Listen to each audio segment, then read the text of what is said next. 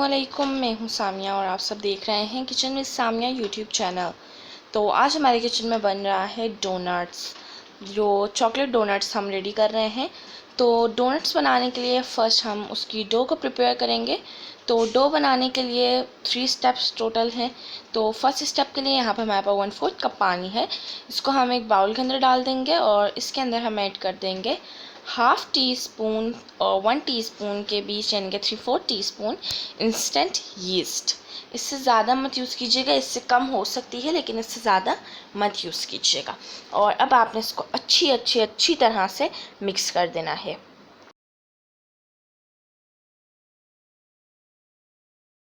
तो वीडियो थोड़ी लॉन्ग हो जाएगी लेकिन हर स्टेप आपको बताती रहूँगी, क्योंकि काफ़ी दफ़ा होता है कि डोनट सख्त हो जाते हैं, फूलते नहीं हैं, तो वो इसी वजह से होता है।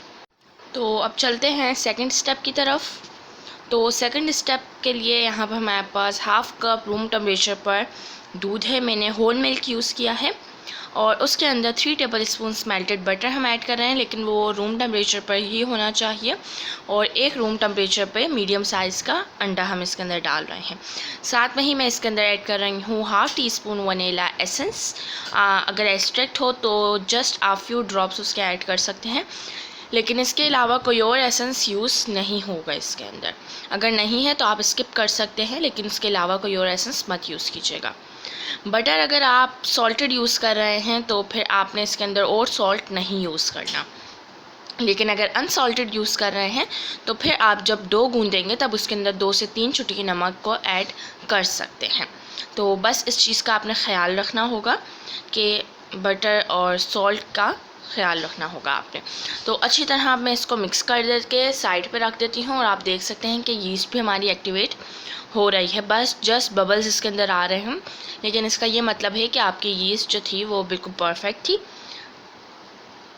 तो जब तक यीस्ट का बैटर हमारा एक्टिवेट हो रहा है तब तक ड्राई इंग्रेडिएंट्स हम डाल देते हैं। तो यार ये रहा हमारे पास 2 कप मैदा जो मैंने छान के यूज़ किया हुआ है, और 4 to 5 टेबल स्पून्स पिसी हुई चीनी हम इसके अंदर डाल रहे हैं। ठीक है, लेकिन इसको आप अपने टेस्ट के मुताबिक रखें। मुझे डोनट्स के अंदर ज़्यादा चीनी नहीं पसंद, इसलिए मैं कम ऐड कर रही हूँ। ठीक है, लेकिन वरना आप इसके अंदर हाफ़ कप तक की चीनी ऐड कर सकते हैं, क्योंकि डोनट्स किसी को मीठे पसंद होते हैं तो किसी को नॉर्मल पसंद होते हैं। अब इसके अंदर आपने हाफ़ टी स्पून यीस्ट डाल देनी है।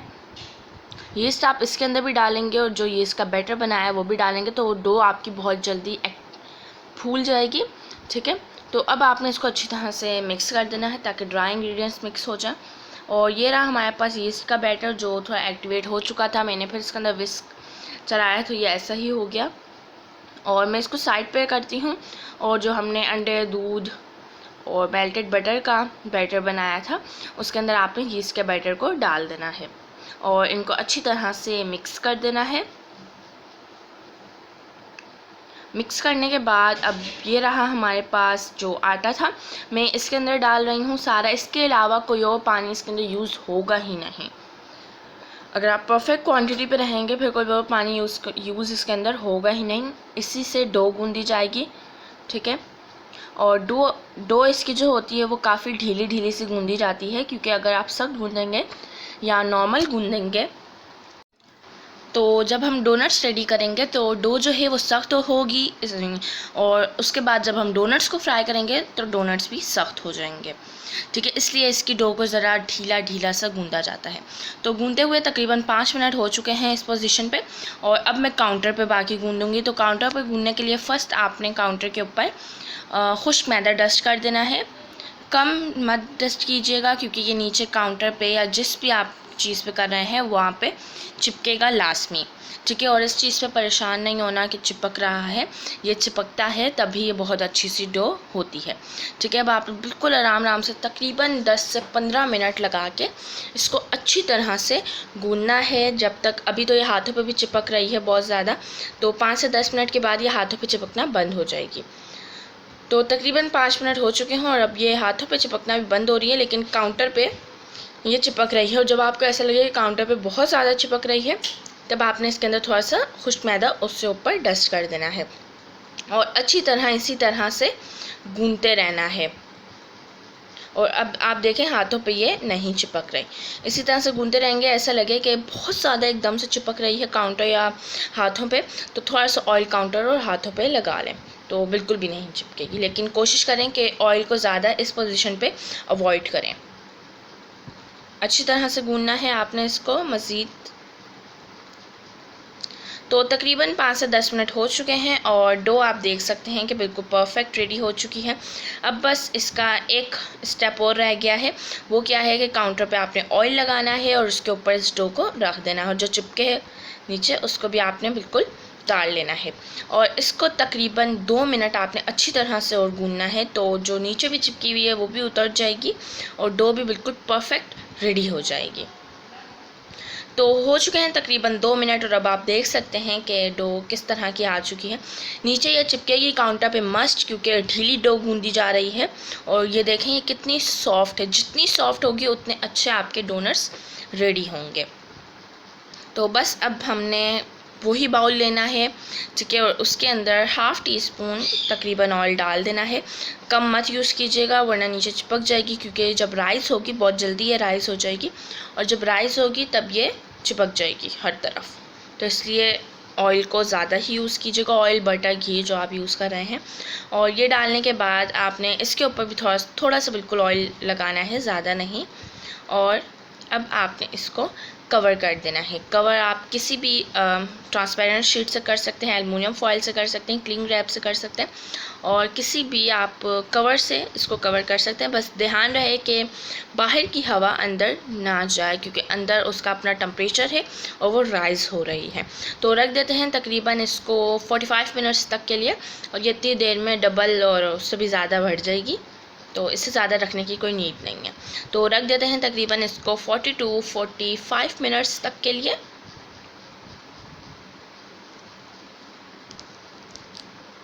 तो तकरीबन 30 to 35 मिनट्स हो चुके हैं। काफ़ी जल्दी राइज़ हो गई है क्योंकि टेम्परेचर भी काफ़ी गर्म था। और अब आप देख सकते हैं इसे।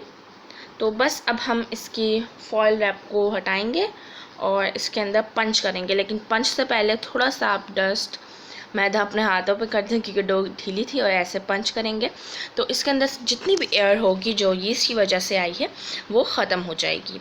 अब आपने इसको उस बाउल से निकाल लेना है और उसी के अंदर एक दो दफ़ा और इसको पंच करने हैं ताकि ये अच्छी तरह से गूंज जाए। और नीचे अगेन आपने थोड़ा सा खुश्क मैदा डस्ट करना है। और अब आप देख सकते हैं डो का टेक्सचर कैसा है, बहुत सॉफ्ट और बहुत अच्छी डो रेडी हुई है। तो बस अब आपने इस डो के 2 इक्वल पार्ट्स बना लेने हैं, लेकिन फर्स्ट नीचे थोड़ा सा मैदा डस्ट करना है, वरना जब हम पार्ट्स बना के फारिग होंगे तब ये नीचे चिपक चुकी होगी पूरी, इसलिए मैदा डस्ट करना है। और उसके ऊपर इस डो को बिल्कुल सर्कल फॉर्म में रखना है, क्योंकि अब हम इसकी पार्ट्स बना रहे हैं और उसी से आपके डोनट्स रेडी होंगे, ठीक है। तो अब आपने बस इसके ऊपर भी थोड़ा मैदा डस्ट करना है और इसके 2 इक्वल सेक्शंस बना लेने हैं, लेकिन ये इक्वल होने चाहिए, क्योंकि ये ऐसे पार्ट्स बनाने में भी थोड़ी प्रॉब्लम करेगी। तो ये कुछ इस तरह की बनाई है और अब आपने इसके बड़े बड़े से 2 पेड़े रेडी कर लेने हैं। तो एक पेड़ा मैंने यहाँ पर बड़ा सा रेडी किया है और इसको अब आपने साइड पे रख लेना है, और साथ में ही हम एक और पेड़ा जो बड़ा सा बना रहे हैं वो भी हम रेडी कर चुके हैं।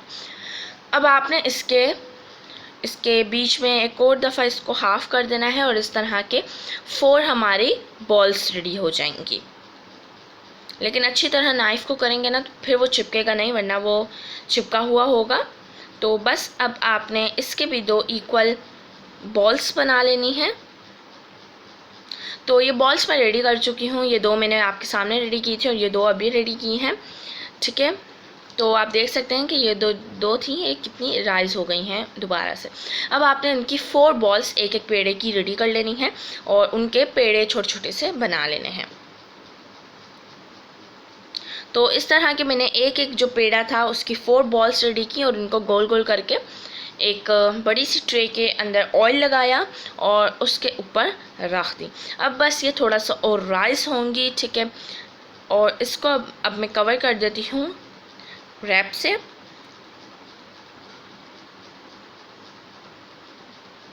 तो रैप से कवर करने का जो मकसद है वो ये है कि हवा क्योंकि क्रॉस हो जाती है तो जिस वजह से जल्दी राइज नहीं होती।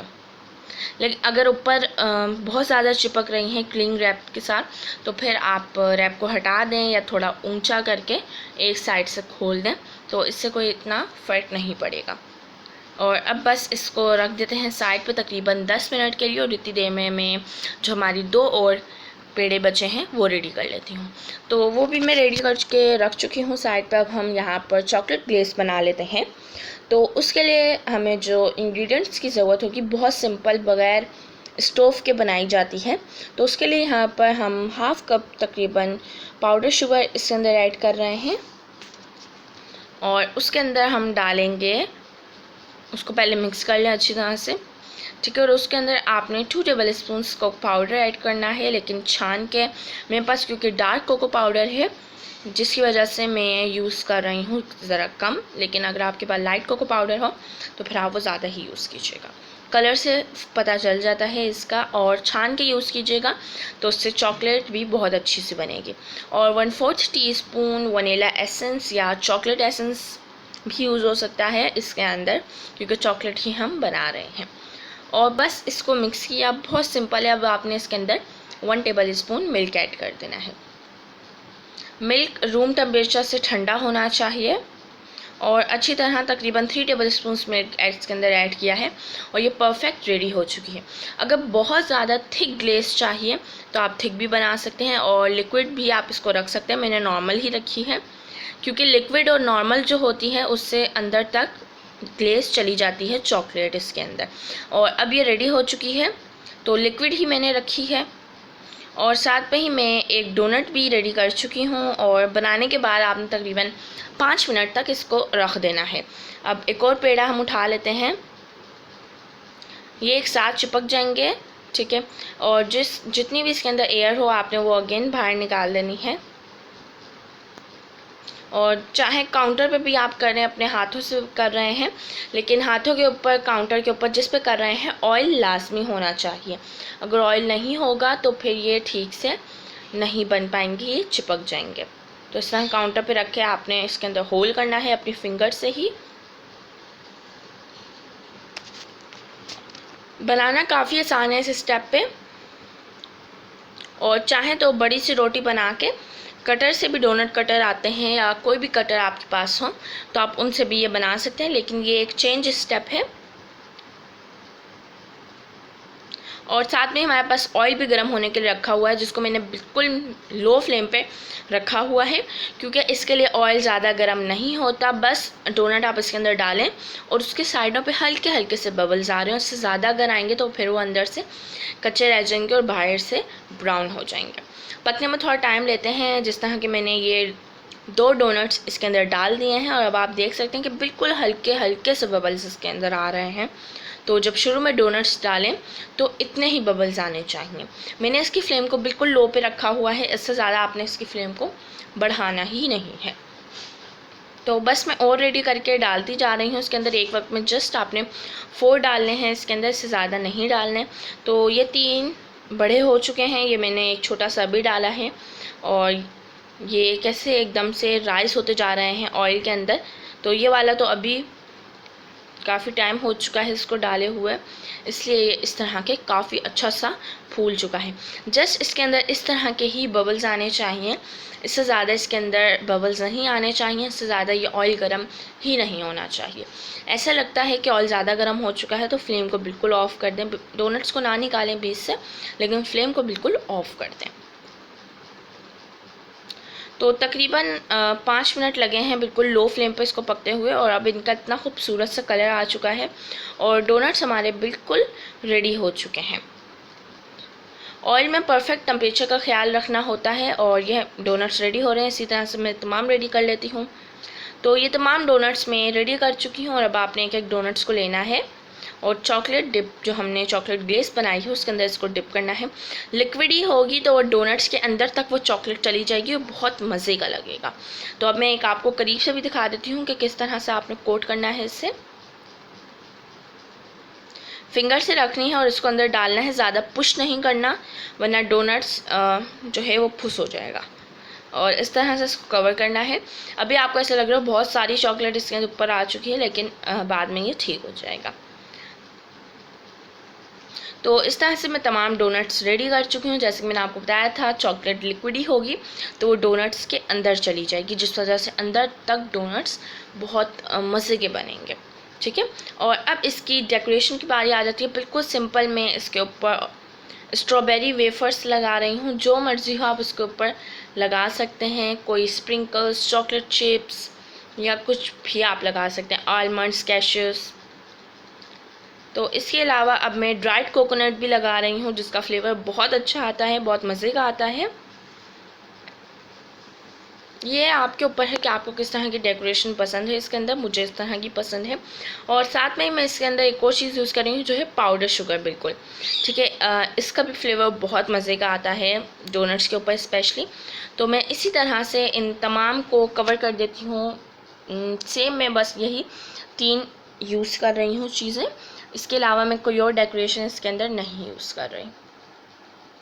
तो ये तमाम रेडी हो चुके हैं डोनट्स, और आप देख सकते हैं, मैं आपको एक अंदर से भी दिखाऊंगी कि ये कितने अच्छे बने हैं।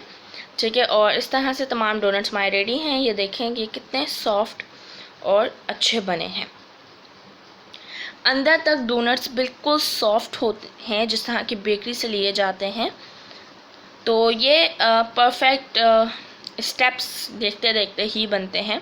तो उम्मीद है आप सबको आज की वीडियो अच्छी लगी होगी। वीडियो अच्छी लगे तो वीडियो को लाइक करना बिल्कुल भी मत भूलिएगा, और अगर आप हमारे चैनल पर नहीं हैं तो हमारे चैनल किचन विद सामिया को सब्सक्राइब करें और बेल आइकॉन को दबाना बिल्कुल भी मत भूलिएगा। अल्लाह हाफिज़।